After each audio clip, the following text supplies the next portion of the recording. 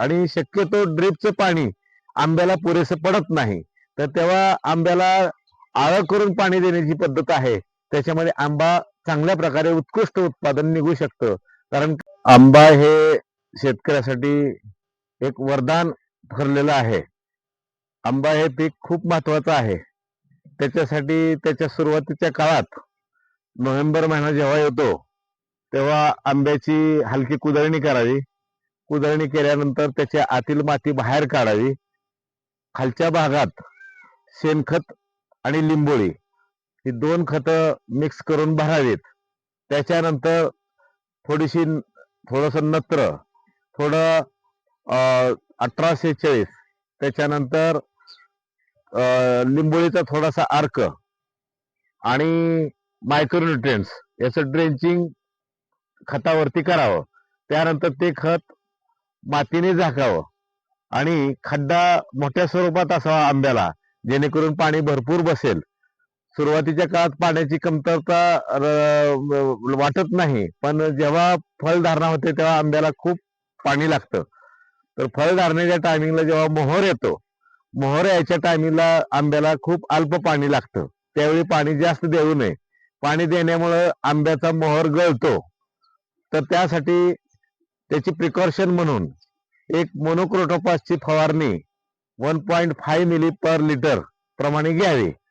त्यानंतर त्याला दर 8 ते 9 दिवसांनी आंबा सेटिंग होईपर्यंत ही फवारणी चालू ठेवावी.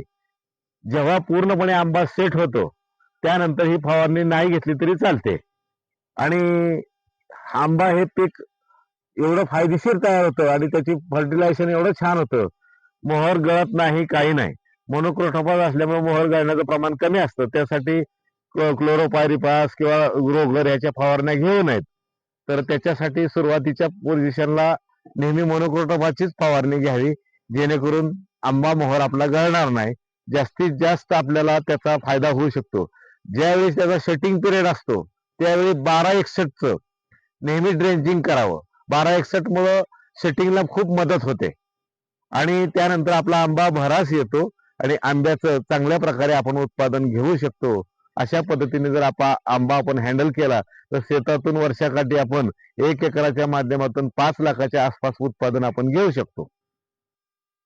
सेकंड थिंग, आंब्याला दुसऱ्या मार्गाने आपल्याला डेव्हलप करता येतं. तर त्याच्यानंतर जर 22 टीनची फवारणी जर आपण घेतली तर बऱ्यापैकी प्रिकॉशन होतं. पानांचं उत्तीकरण वाढतं, पानांना त्याचा प्रिकॉशन मिळतं आणि पानांची वाढ जोमाने होते. फोटोसिंथेसिस प्रक्रियेमुळं आज आंब्यामध्ये बहार चांगल्या प्रकारे सेट होऊ शकतो. कारण फोटोसिंथेसिस ही प्रक्रिया खूप महत्वाची आहे. ते आंब्याच्या पानामधून घडते. सूर्यप्रकाशाच्या माध्यमातून ती प्रक्रिया घडत असते आणि त्याप्रमाणे आपल्याला उत्पादन त्याही माध्यमातून आपल्याला वाढू शकतं. त्यावेळी त्याच्यामध्ये हलकं एक रोगरची फवारणी त्याच्याबरोबर घेतली तरी चालू शकते, पण सेटिंग झाल्यानंतर तोपर्यंत नाही. त्यावेळी तुम्ही त्याचं प्रमाण जे आहे ते 0.5 किंवा 1 मिलीचं प्रमाण घ्यायला काय हरकत नाही. मोहळाच्या माश्या येण्यासाठी तुम्ही थोडंसं आंब्यावरती हलकं गुळाचं पाणी फवारू शकता. पाण्यामुळे ऑर्गॅनिक बेस असतो, त्याच्यामुळं मोहळाच्या माश्या जास्तीत जास्त येतात आणि तुमच्या बागेमध्ये फलन क्रियेला मदत होते. आणि आंबा जर तुम्ही हँडल केला तर चांगल्या प्रकारचं उत्पादन तुम्ही घेऊ शकता. तर तशात जेव्हा आंबा मोठा होतो, जशी आंब्याची साईज वाढते त्यावेळी तुम्ही पाण्याचं प्रमाण थोडं थोडं वाढवायचं आणि शक्यतो ड्रिपचं पाणी आंब्याला पुरेसं पडत नाही, तर तेव्हा आंब्याला आळं करून पाणी देण्याची पद्धत आहे. त्याच्यामध्ये आंबा चांगल्या प्रकारे उत्कृष्ट उत्पादन निघू शकतं. कारण का तर आपली पूर्वीची जी पद्धत आहे ती आंब्यासाठी अतिउत्तम आहे.